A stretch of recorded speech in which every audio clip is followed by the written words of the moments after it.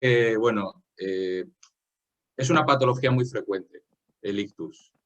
Creo que, por desgracia, casi todos, o bien tenemos un familiar cercano, o conocemos a alguien que ha sido afectado por un ictus. Es una palabra que purula mucho en el día a día y a veces puede que no sepamos exactamente qué es un ictus. Un ictus no es más que un proceso en el cual nuestro cerebro deja de tener riego sanguíneo.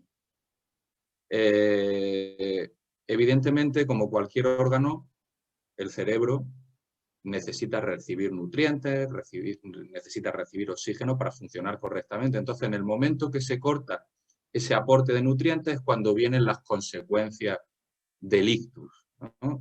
Generalmente, la consecuencia fatal es la muerte de una parte del tejido cerebral, lo que se llama el infarto cerebral.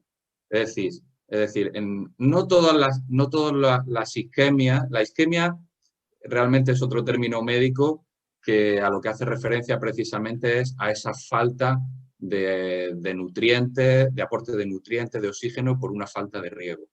No todas las isquemias llevan a infarto. Es decir, podemos tener una isquemia que sea de corta duración en el tiempo o que sea no muy extensa y simplemente pase por una sintomatología temporal de ictus y que no tenga unas repercusiones importantes. Vale, pues la isquemia es precisamente lo que estábamos comentando ahora, la isquemia que no solo ocurre en el cerebro, puede ocurrir en cualquier tejido, cualquier órgano. Una isquemia es una falta de aporte de los nutrientes y oxígeno que necesita cualquier órgano para funcionar. Eso es la isquemia. En el caso del cerebro, pues cuando hay, por cualquier motivo, por ejemplo, se obstruye una de las arterias que irriga el cerebro, ahí se produce una isquemia, porque no le están llegando la sangre que lleva esos nutrientes y oxígeno que necesita el cerebro para funcionar. Eso es la isquemia. Vale. Diferenciarlo del infarto. El infarto es, por decirlo de alguna manera, un paso más allá en la isquemia. Es decir, si yo mantengo una isquemia durante bastante tiempo o esa isquemia es muy intensa, eso puede derivar en un infarto, que es la muerte del tejido cerebral. No sé si ha quedado clara el concepto de lo que es una isquemia. La isquemia realmente podemos encontrarla en el corazón, por ejemplo, también. El proceso es exactamente el mismo. Cuando una arteria coronaria se obstruye, el corazón está isquémico. ¿Quiere eso decir sí o sí que eso va a producir una muerte, un infarto a nivel cardíaco? No, no necesariamente. Si la isquemia es breve, no muy extensa, no tiene por qué producirse necrosis, es decir, infarto. Pues de ictus, ¿cómo se denominaban Sí. antes de que usásemos esta palabra ictus, que recibían otro Pues, nombre? Háblanos un pues, poquito también de eso, por favor. pues mira, yo creo que a nivel clínico lo que es interesante es definir los dos grandes tipos de ictus que tenemos, ¿no? Que son los ictus isquémicos, que precisamente hacen referencia a que la fisiopatología, es decir, lo que hay detrás del proceso patológico que lleva a un ictus isquémico es una obstrucción de una arteria. Y luego están los ictus hemorrágicos, que es cuando no hay una obstrucción, sino que es esa arteria que irriga el cerebro, se rompe. La repercusión es la misma, es decir, si un vaso se rompe, no puede llegar la sangre que necesita el cerebro a aquellos lugares donde debe llegar. Entonces, los efectos clínicos son los mismos. Pero se distinguen esos dos grandes tipos de ictus, ¿no? El ictus isquémico y el ictus hemorrágico. Cada uno de los tipos de ictus luego tiene sus factores de riesgo particulares, sus procesos por los cuales se da lugar a ellos, etcétera, etcétera, ¿no? Hay algunos comunes y hay otros que son distintos. Yo, si quieres, podemos profundizar un poco en los distintos tipos de ictus y lo que origina cada uno de ellos.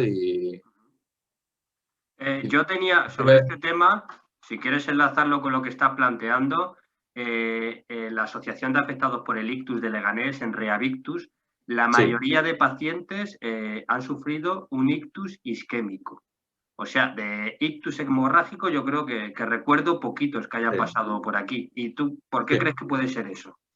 La mayoría son isquémicos, son ictus isquémicos. Es decir, de hecho, en la práctica clínica, la mayoría de ictus que se ven son isquémicos. No hay que descartar los hemorrágicos porque, de hecho, incluso los neurólogos te lo puede decir, que está más en el día a día en las unidades de ictus, etcétera, que basarse en la clínica, es decir, en los síntomas, para distinguir un ictus isquémico de un ictus hemorrágico es muy difícil, es muy complicado. Necesitas de una serie de pruebas de imagen para distinguir uno y otro.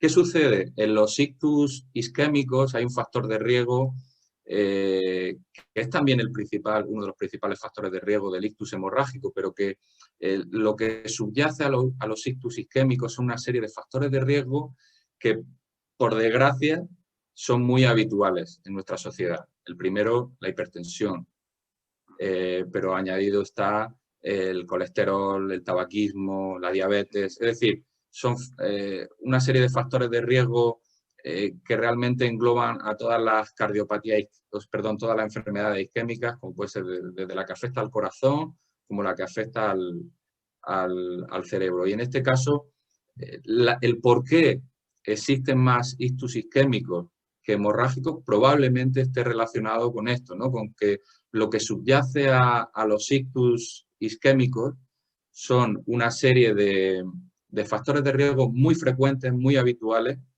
y que de ahí la prevalencia también de estos ictus de tipo isquémico, ¿no? Hay una pregunta que nos hace. ¿Aneurismas no tienen nada que ver? Sí.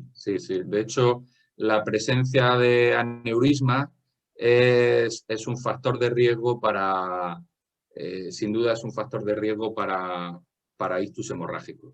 ¿Pero qué es un aneurisma? Un aneurisma es una dilatación de una arteria cerebral. ¿Qué sucede? Que las dilataciones, las zonas dilatadas son unas zonas más frágiles para la rotura. Entonces, si añadimos, por ejemplo, un aneurisma con hipertensión arterial, es como un cóctel molotov que predispone a que se produzca una hemorragia. Entonces, la presencia de aneurisma es un factor de riesgo para el desarrollo de un ictus hemorrágico, porque esos aneurismas son dilataciones que aparecen y van apareciendo en las arterias cerebrales, que tienen el rollo de que además esas zonas son más frágiles, son más sensibles a factores como la hipertensión, por ejemplo. Es decir, es más fácil que se rompan en esos puntos. Igual pasa, por ejemplo, hay personas que tienen malformaciones en sus arterias cerebrales. Esas zonas, igual que ocurre con los aneurismas, pues son zonas más frágiles en las que es más factible que se pueda romper aire el vaso, ¿no? Por ejemplo, por la hipertensión. La hipertensión, sin duda, habíamos hablado antes de luego comentar sobre los factores de riesgo. Sí. Puedes enlazarlo ya si quieres, ¿eh? Pues mira, como factor de riesgo, evidentemente tenemos unos factores de riesgo que no podemos modificar y otros que, por suerte, sí podemos modificar, es decir, podemos actuar sobre ellos. Aquellos que no podemos modificar son pues el sexo y la edad, ¿no? Es decir, a medida que cumplimos años, yo creo que cerca de más del 70% de los ictus se producen en personas de más de 70 años. Esto hay que verlo también con cautela, porque eso no quiere decir que en personas de menos de 70 años no se pueda dar un ictus. De hecho, se ven en personas de menos de 45 años, de 40 años, se ven ictus también. Sí. Pero el tema de la edad está ahí. El tema del sexo también, es decir, son más frecuentes en los hombres, sin embargo, suelen ser más mortales, entre comillas, más peligrosos, agresivos en mujeres. Son datos estadísticos que están ahí, quiere decir que el ictus nos puede afectar absolutamente a todos, a hombres, mujeres, es un factor de riesgo, la edad también, y son los factores de riesgo que llamamos no modificables. No podemos hacer nada para actuar, por más botox que nos pongamos, Ya. no podemos, y por más visitas a Turquía que hagamos, no podemos engañar, no podemos engañar al sistema circulatorio y su envejecimiento, ¿no? Entonces, tristemente no podemos actuar sobre ellos, pero podemos actuar sobre una serie de factores de riesgo que se llaman modificables, ¿no? Que el primero, sin duda, en la enfermedad cerebrovascular es la hipertensión. Conforme aumentamos la cifra de tensión arterial por encima de los valores considerados normales, estamos aumentando nuestro riesgo de enfermedad cerebrovascular. En concreto, a partir de... Estamos siempre con la alta y la baja, que si la sistólica y la diastólica, siempre tenemos ahí esa cabeza y ese lío que no sabemos muy bien lo que es. Siempre nos han dicho, tienes que tenerla por debajo de 12,8. Bueno, a nivel cerebral, lo que se ha visto que cuando subimos por encima de 14,9 nuestra cifra de tensión arterial, ya estamos entrando en un rango de riesgo para el posible desarrollo de un ictus.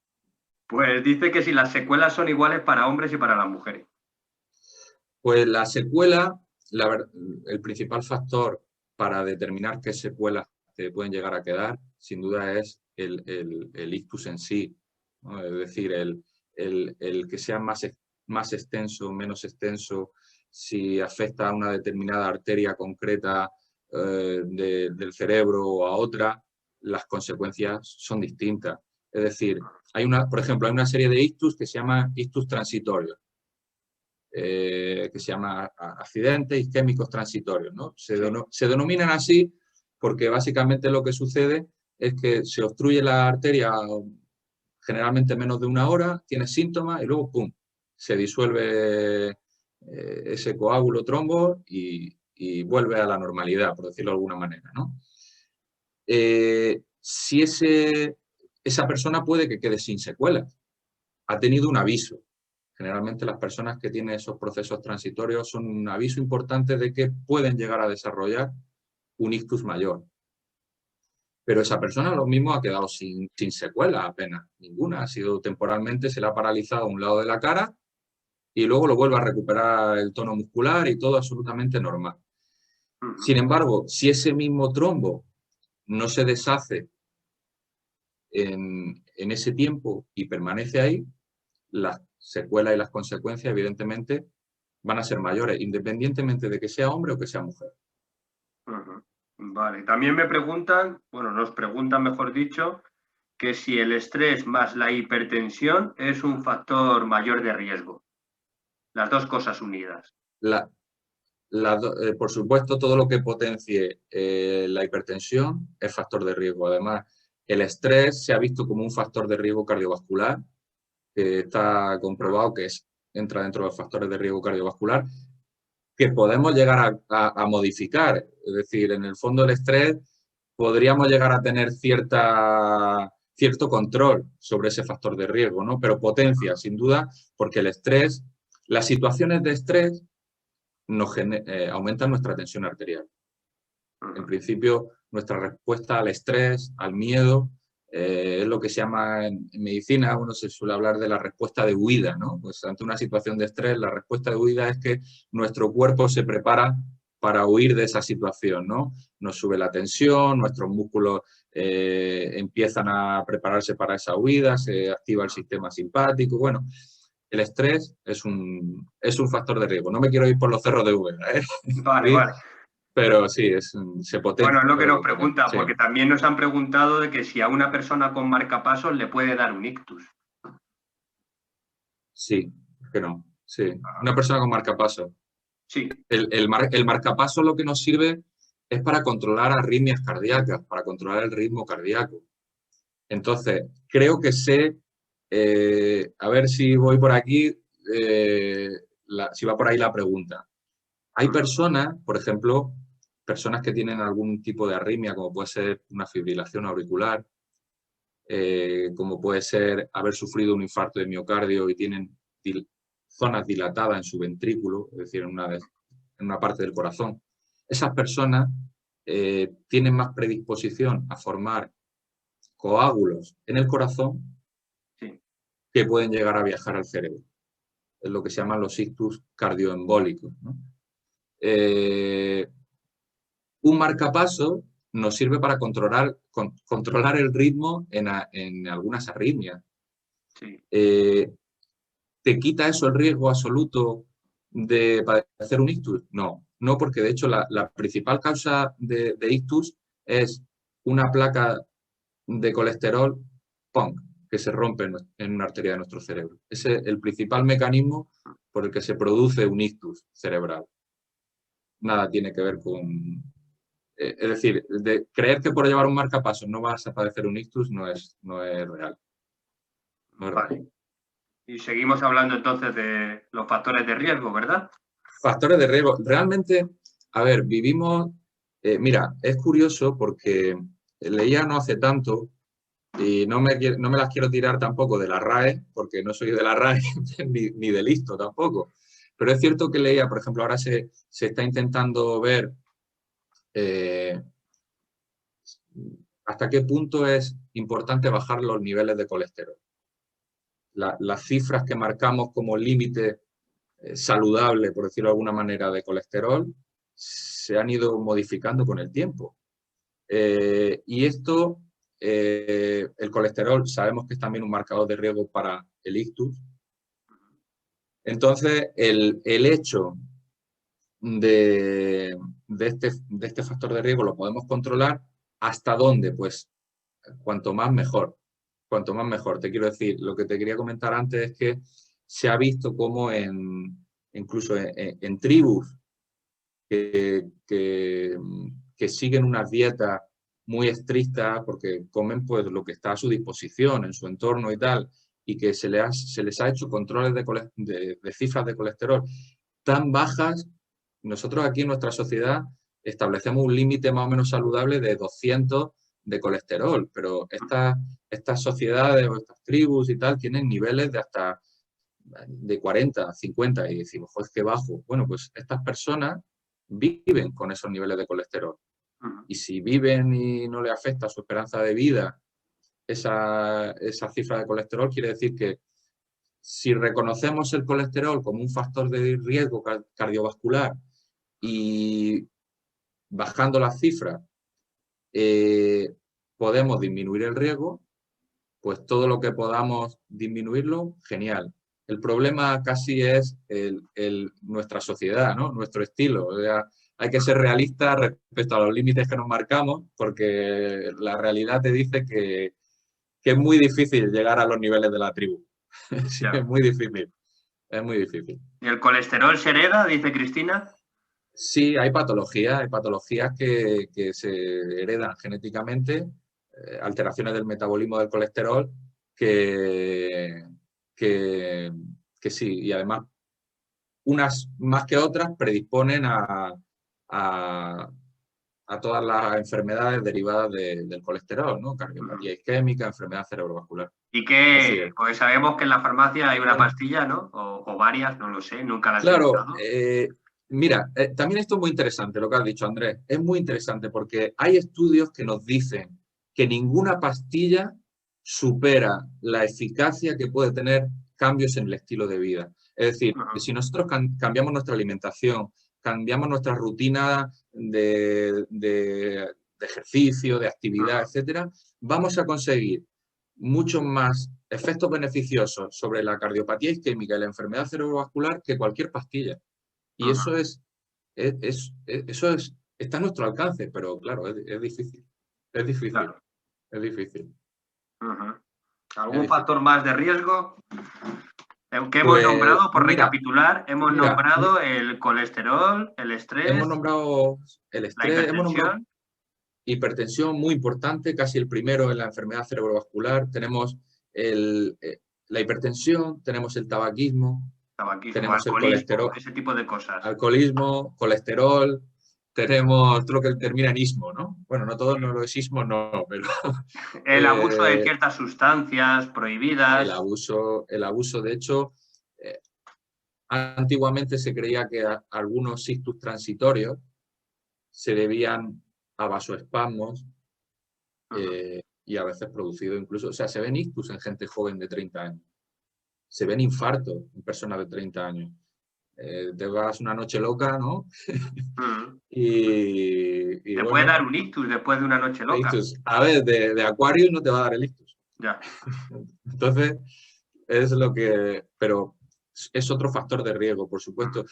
Quiero hacer hincapié en la gran relación que hay entre el ictus y el infarto de miocardio.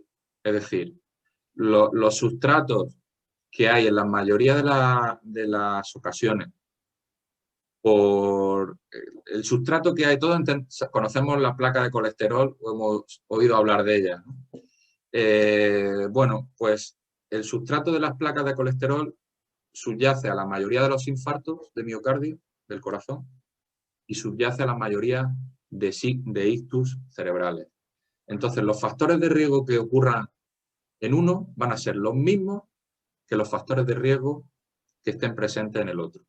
Todos sabemos que para el tema del corazón son importantes el dejar el hábito tabáquico, control del colesterol, de los triglicéridos, de la hipertensión, de la diabetes, control de la diabetes, la obesidad central es un factor de riesgo, síndrome metabólico, es decir, hay que tener en cuenta que respecto a factores de riesgo tienen mucho en común la enfermedad coronaria con la enfermedad que afecta a las arterias del cerebro.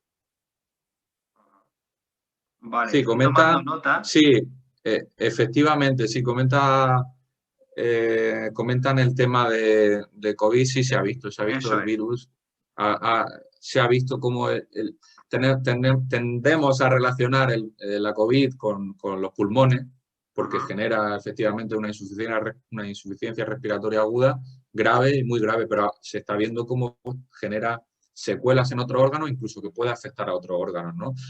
También salió mucho en prensa el mayor riesgo que generaba de trombosis, la presencia de la infección por COVID.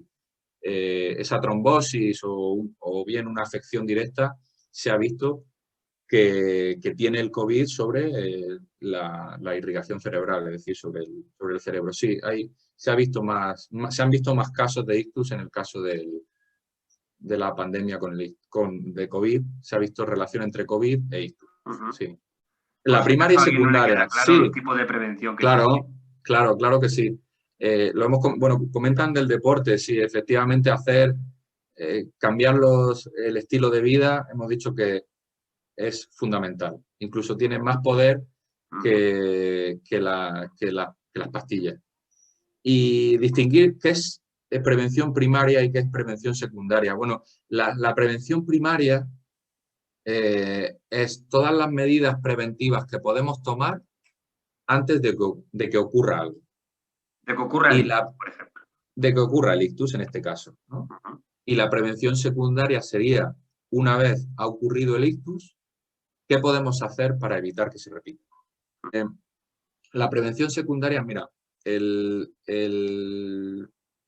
se ha demostrado que hay una serie de fármacos. O sea, tú primero tienes que ver, cuando has tenido un ictus, qué lo ha provocado. Es decir, es muy importante saber por qué ha sucedido. No es lo mismo una persona, como comentaba antes, que tiene una arritmia, como es la fibrilación auricular, y ha tenido un trombo que se le ha formado en el corazón y luego ha derivado en su cerebro, a la persona que el ictus le ha aparecido porque tenía una placa de colesterol en sus carótidas, esa se ha roto y se ha formado un trombo que luego ha viajado al cerebro. Los mecanismos por los que se producen ambos procesos son distintos. Entonces, lo que sí hacemos es identificar qué ha producido el ictus y en base a ello actuamos. Es decir, por ejemplo, las personas que han padecido un ictus isquémico, lo más habitual, una placa de colesterol en las carótidas que se rompe, se forma un trombo y ese trombo se desprende y viaja a una arteria del cerebro que obstruye. Es lo que se llama la aterotrombosis. Palabra técnica de la RAE, aterotrombosis. En esos casos lo que querremos prevenir es, si ya sabemos que esa persona ha padecido un ictus por ese mecanismo, vamos a ver qué podemos hacer para evitar que se vuelva a repetir. Pues le podemos dar aspirina. La aspirina es un antiagregante que ha demostrado que es eficaz a la hora de prevenir recurrencia de ictus generados por este proceso, de esta forma. De igual manera, si los médicos observan que hay una obstrucción muy importante, es decir, que esas placas de colesterol que tiene esa persona en su arteria carótida son muy gruesas, pueden considerar el caso de la necesidad de intervenir a esa persona para eliminar esa placa de colesterol. Eso es una operación que se llama técnicamente endarterectomía, es quitar placas de colesterol de las carótidas. Entonces, no será lo mismo la prevención secundaria en esa persona que en aquella que comentábamos de que tenía fibrilación auricular, porque en esa persona que tenía fibrilación auricular, lo que intentaremos es darle anticoagulantes para evitar que se le vuelva a formar un coágulo por esa fibrilación. Es decir, las prevenciones secundarias van a ser distintas en uno y otro. Ojo, sumando, eso sí, para todos los casos, las que nombrábamos en la prevención primaria, es decir, controlar la hipertensión, controlar el tabaquismo, el colesterol, etc. Hay una pregunta, porque es que yo sí la he escuchado, ¿no? Que es la de, oye, y yo no he tenido ningún ictus y no he tenido ningún infarto. Si me tomo aspirina todos los días, ¿voy a prevenir que me aparezca un ictus o un infarto? La respuesta es que el riesgo que tú estás asumiendo, porque la aspirina es un antiagregante, te predispone más a padecer hemorragia. Entonces, no está indicado, de hecho está contraindicado el que por motu propio uno coja y diga, me voy a tomar aspirina todos los días. No, estás asumiendo un riesgo de hemorragia que no es aceptable. Entonces, hay una serie, en cuanto a la prevención secundaria, es decir, ¿qué puedo hacer después del ictus? Pues hay una serie de factores de riesgo que están ahí, que son comunes a todos y que debemos controlar, la hipertensión, tabaquismo, etcétera. Y hay una serie de factores de prevención, de medidas de prevención que debemos tomar que son adecuadas a cada tipo de ictus que nosotros hayamos tenido. Sí, eso lo hemos observado en Reavictus, que viene cada persona, pues, viene de una situación diferente. O sea, nosotros, en nuestra asociación, estamos especializados en atender a personas afectadas de ictus, pero luego, como se suele decir, cada persona es un mundo, que es lo que venías tú diciendo, de que cada persona necesita un tratamiento diferente. En Reavictus tenemos una terapeuta ocupacional, una fisioterapeuta, una logopeda, una psicóloga, una musicoterapeuta. Ellas son las que se encargan de la parte terapéutica. Yo colaboro como técnico auxiliar, por así decirlo, pero no soy el que imparte las terapias. Esta información sirve para Cristina y sirve también para las demás personas que estén interesadas en saber cuál es mi función en Reavictus. Lo que te decía, ha nombrado la Fundación Freno al Ictus, así que yo voy a aprovechar también, por si la gente quiere buscar información, y a ti si te vale también como información, Alex. Sí, sí, por supuesto. Existen también la Asociación Madrileña de Ictus, ICAM, que está en Madrid Capital, ¿vale? También tenemos la Federación Española de Ictus, que existe, que agrupa las diferentes asociaciones de España, ¿vale? Y luego también tenemos la Federación Española de Daño Cerebral, FEDACE, ¿vale? Que es más general, no está centrada en el ictus, pero el ictus es un tipo de daño cerebral, entonces, pues, también se podría buscar información ahí. Yo no sé si hay gente que nos está viendo desde otros puntos de España Entonces, me gustaría nombrar rápidamente, ¿vale? Para no irnos un poco del tema, ya que esta persona ha comentado dónde podemos buscar recursos, por si hay gente interesada en buscar recursos, si vives o estás cerca de las ciudades que voy a decir, pues con quién contactar. Si, por ejemplo, es Zaragoza el sitio, contacta con la Asociación de Ictus de Aragón. En Barcelona tenemos la Fundación del Ictus y la Asociación de Ictus de Barcelona, ¿vale? Sevilla, hay una entidad que se llama Ictus Sevilla. Como veis, los nombres son parecidísimos, así que yo creo que podéis buscar la información y la vais a encontrar. En Asturias tenemos dos, porque aunque parezca que no, Asturias es grande. Tenemos la asociación SOS, como el arroz y como pedir auxilio, Asociación SOS Ictus y la Asociación Ictus de Asturias. En Granada tenemos a Neuroafeic, ¿vale? Neuro, como se escribe, y luego Afeic son siglas, A-F-E-I-C, A-F-E-I-C, Neuroafeic. En Vigo tenemos a la Asociación Alento. En Girona tenemos a la Asociación Ictus Girona. En Almería, ¿tú eres de Almería? Yo soy almeriense, aunque ya tengo el acento un poco perdido, pero soy almeriense, sí. Sí, tienes acento de leganense ya. Pues por soy si no ya lo sabías, leganense, sí. Por si no lo sabías, tenéis a la Pepinense. Asociación Brada, con B, Brada, claro, B-R, pues B, Brada, B-R-A-D-A. Vale, ¿qué más tenemos? Bueno, en Pinto, yo creo que la más famosa por el caso que sucedió es la Fundación Contador, ¿no? Ya sabemos que a Alberto Contador le dio un ictus. Entonces, pues, está colaborando bastante con esta causa. Si vives o estás cerca de Valladolid, tienes a la Asociación Ictia. Luego, en Tarragona tenemos lo voy a leer en catalán, ¿vale? Porque es que me he encontrado con estos nombres en catalán y vamos a échale ahí lo que hay que echarle, venga. Tarragona, sobreviure a l'ictus. Sobreviure a l'ictus, que yo entiendo que es algo así como sobrevivir al ictus.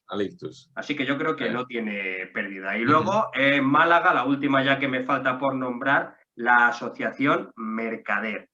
Seguro que hay más, no todas son asociaciones, hay centros especializados, hay fundaciones, hay unidades de ictus en hospitales, que también lo he visto, hay clínicas privadas también especializadas, o sea que yo lo que veo es que el mundo del ictus ya está arraigado en nuestra sociedad y que va para adelante.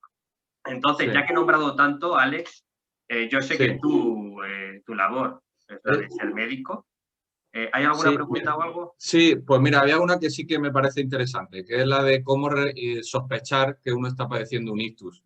Vale. Porque la verdad es que no sé, nos hemos ido por otro lado a lo mejor, y es una pregunta interesante porque ¿cuándo sospecharlo? Realmente, evidentemente, ante la aparición de una clínica de origen cerebral. ¿Pero qué se refiere a esto? Lo más habitual son déficits motores, sensitivos, etcétera. Es decir, una parálisis de un lado del cuerpo, una parálisis de un lado de la cara, pérdida de sensibilidad en una parte del cuerpo, a veces alteraciones del habla, no poder hablar. De repente no puede... Aquí hay que distinguir dos cosas, ¿no? Una es la disartria, que se llama técnicamente, que es con la incapacidad para articular el lenguaje porque tienes una parálisis muscular y no puedes articular palabras. Y otro que directamente se afecte áreas del lenguaje en la corteza cerebral que no pueda hablar o no pueda hablar, no sabe decir que es un objeto, no sabe nombrarlo, estas cosas. Entonces, ante esa aparición neurológica, a veces incluso aparece con alteraciones del equilibrio, alteraciones, pues evidentemente puede haber... Hay una cosa muy interesante que es un proceso que se llama técnicamente tiene un nombre muy raro también, muy raro, que se llama la amaurosis fugax. Es pérdida de segundos de duración incluso de la visión en un ojo. Es decir, el ojo va a negro. El ojo va a negro durante unos segundos, eso te está avisando de que hay unos pequeños trombos que obstruyen la arteria oftálmica y dejas de ver durante los segundos que dure la obstrucción, ¿no? Entonces, toda esa clínica ocular, del habla, del equilibrio, de falta de fuerza en una extremidad, en un lado de la cara, parálisis en un lado de la cara, nos orienta a una clínica de origen cerebral. En esos casos, ¿qué debemos hacer? Acudir lo antes posible a un centro médico, porque en el caso del cerebro el tiempo es oro. Cuanto antes podamos empezar un tratamiento, antes podamos empezar lo que se llama el código ictus, Sí. Más cerebro vamos a preservar, vamos a conservar. Entonces,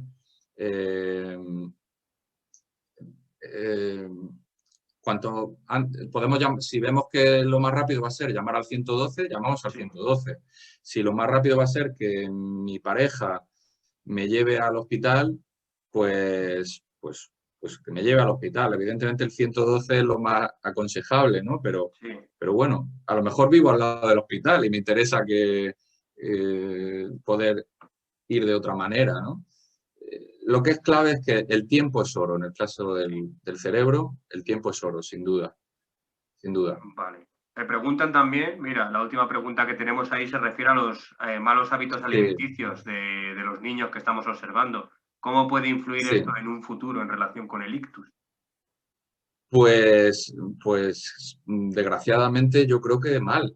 Desgraciadamente yo creo que mal, porque yo creo que es un poco de lógica, ¿no? Es decir, tenemos una serie de factores de riesgo que sabemos, que conocemos, que nos predisponen a padecer ictus, la obesidad, por ejemplo, la diabetes, y sabemos que en muchos casos la alimentación basura, la alimentación con azúcares refinados, etcétera, nos predisponen a padecer estas patologías. Entonces está claro que estas alimentaciones superindustriales y sobre todo pueden perjudicar y pueden ser un factor de riesgo muy importante en el futuro, de que los que hoy son niños pues padezcan ictus en el futuro.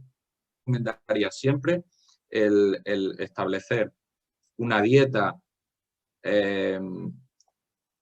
adecuada para esa persona, porque no todos tenemos que comer lo mismo tampoco. Y establecer una vida más saludable en cuanto a un ejercicio de caminar. Se recomienda caminar al menos media hora todos los días, al menos. ¿De una forma ligera o de una forma lenta? La verdad es que la realidad es que cuanto más ligero podamos andar, mejor. Esa es la verdad. También es cierto que son cosas que a la gente le suele dar pereza. Es más fácil resignarlo todo a una pastilla y que lo haga todo la pastilla, ¿no? Pero no hay nada como nosotros mismos cambiar nuestro estilo de vida, porque además a la larga va a ser más efectivo que una pastilla, sin duda. Vale. Pues yo creo que si tiene alguna pregunta alguien de las personas que nos está viendo, que la haga ahora o que calle hasta la próxima para siempre, ¿no? conversación. Bueno, hablabas tú, Andrés, que algo interesante de lo de la rehabilitación. Sí. Las cosas que hacéis, que me ha parecido muy interesante. Las terapias, dices. Las terapias, todo. Sí, pues sí, el yoga es interesante también, sin duda. Sí, sí. Pero me interesa mucho lo que comentabas tú de la musicoterapia, de cómo esto puede ayudar, o la rehabilitación cognitiva, porque si mucha gente tiene... hay una parte de la rehabilitación, que lo comentábamos antes de salir aquí al aire, hay una parte de rehabilitación temprana, aguda, que es la que sucede en las semanas, meses posteriores al ictus y que empieza desde el mismo día que tienes el ictus, y luego la rehabilitación a la larga, tardía, ¿no? En la primera etapa hay como una recuperación espontánea tuya, de tu cerebro. Tiene como de manera espontánea tu cerebro puede recuperarse. De hecho, y luego a la larga, la rehabilitación tardía se va a aprovechar de la plasticidad de nuestro cerebro para mejorar las capacidades de la persona que ha padecido el ictus. Es que creo que hasta casi el 90% de las personas que padecen un ictus tienen algún tipo de secuela y casi el 30% son secuelas graves, además, muy incapacitantes. Entonces, una persona, por ejemplo, que a consecuencia del ictus se queda, no puede hablar, hay que pensar en las consecuencias que para esa persona va a tener a nivel de relacionarse con la gente, a nivel de poder expresar o desempeñarse en su vida cotidiana. Entonces, es importante animar a la gente a que vaya a las asociaciones en las cuales trabajáis para rehabilitarles, porque lo que se consigue es maravilloso. Y hay grandes y muy buenos resultados. Sí, y hay algo que decir sobre este tema de las asociaciones, no porque yo trabaje o haya fundado una, pero la rehabilitación después de un ictus, rehabilitación privada, no suele estar al alcance de todos los bolsillos. Entonces, el hecho de que existan asociaciones también abarata el coste. Las terapias siguen siendo de la misma calidad, a lo mejor son más grupales que individuales, pero por una cuota que se adapta a las necesidades de cada cual, pues pueden recibir rehabilitación incluso hasta 5 días a la semana. Y eso es un punto a favor de las asociaciones también. En Rehavictus trabajáis con personas. Está ubicado en Leganés, pero ¿trabajáis con personas solo de Leganés No, Rehavictus está abierto a cualquier persona que se pueda desplazar hasta allí. ¿Qué suele pasar? Que solemos tener gente, el 90% de Leganés. A lo mejor alguien viene de Fuenlabrada, alguien viene de Pinto, pero porque tienen a alguien que les puede llevar hasta el centro, porque las personas afectadas por ictus tienen problemas de movilidad, entonces en la casi totalidad de los casos necesitan un acompañante. Por eso solemos tener gente del barrio de Zarzaquemada, sobre todo, que es el barrio que está, pues, está ubicado el hotel de asociaciones donde estamos nosotros, en el Ramiro de Maeztu, en la calle Mayoral. El cercanías precisamente para llegar es Zarzaquemada, entonces, ¿no? Zarzaquemada. Vale. Sí, y metro pues, Julián Besteiro. ¿Y tú cómo ves en tu experiencia de primera mano? Ahora paso yo a ser el entrevistador, ¿no? Venga, si quieres nos cambiamos porque, las casas. No, porque creo que el tema rehabilitador seguramente estoy convencido de que tú lo conoces más en profundidad que yo. Entonces, precisamente animar a la gente de hasta dónde pueden llegar a recuperar esas capacidades que tenían antes del ictus. Pues hemos visto de todo. Por poner ejemplos, un hombre en concreto llegó en silla de ruedas y la familia luego desde casa nos mandaba vídeos de cómo caminaba por casa. Luego hay gente que piensa que va a volver a recuperar lo mismo que, o sea, las mismas habilidades, capacidades que tenía antes del ictus, y realmente eso pues es prácticamente imposible, pero el hecho ya de mantenerse es una noticia positiva, porque las personas, si después del ictus no hacen ningún tipo de actividad o pocas actividades o llevan una vida sedentaria, puede que las secuelas vayan a peor. Entonces, Rehavictus, por lo menos garantizamos a la gente que viene que va a tener una actividad que como mínimo pues va a mantener activas ciertas áreas, tanto físicas como cognitivas. Y luego ya, lo que hemos dicho antes, cada persona es un ictus diferente, entonces también influye mucho la edad y los procesos de rehabilitación de cada persona son diferentes. Aún así, se han conseguido grandes logros y luego tenemos la dimensión social. Cuando una persona sufre un ictus, tiende a encerrarse en casa, a ver televisión, a perder el contacto con la gente, con las personas. Y estamos hechos, por así decirlo, para vivir en comunidad. Entonces, hay gente que valora en Rehavictus la dimensión social por encima de cualquier otra dimensión terapéutica más específica. Se les ve pues, más alegres, más contentos, algunos incluso dicen que tienen amigos, es gente que le ha pasado lo mismo parecido a ti. Entonces, no hay que olvidarse que la dimensión social en las asociaciones es un complemento importante a la dimensión terapéutica. Sí, yo lo veo muy por ahí porque además yo creo que, comentaba yo antes lo del déficit del habla, por ejemplo, eso es que no nos paramos a pensarlo porque hablamos todos los días y lo damos por hecho, pero si no pudiéramos hablar o comunicarnos a través del habla, es que sería, nos retrotraemos a nosotros mismos, no poder socializar, no poder hacer amistades, todo eso. Claro, No y la somos conscientes influencia... de... Sí, sí, dime. Sí, que no somos conscientes del valor que tiene algo tan que vemos como normal, como es hablar, reír, escuchar. Lo vemos como sentidos que son, sí o sí los podemos tener, pero los podemos perder de la noche a la mañana y darnos cuenta de lo fundamentales que son. De cómo Claro. nos afecta, no solo ya de por el sentido en sí que perdemos, sino cómo nos afecta nuestra vida familiar, social y todo, claro. Sí, Había estaba yo escuchado... pensando, sí, por lo que has comentado, me ha venido a la cabeza a mí la dimensión emocional también, ¿no? ¿Qué relación exactamente. hay entre lo que es, porque supongo que hay gente que niega que las enfermedades puedan tener una influencia o un origen emocional, pero luego yo sí he conocido personas que te relacionan la parte emocional con las enfermedades y el tratamiento y la recuperación. Entonces, ¿tú qué visión tienes al respecto? ¿Conexión entre emocional y enfermedad como tal? Yo creo que la hay, sí que la hay. Efectivamente, a ver, eh, no soy tampoco el... No creo tampoco que el que tenga la actitud positiva es el que se va a curar y no.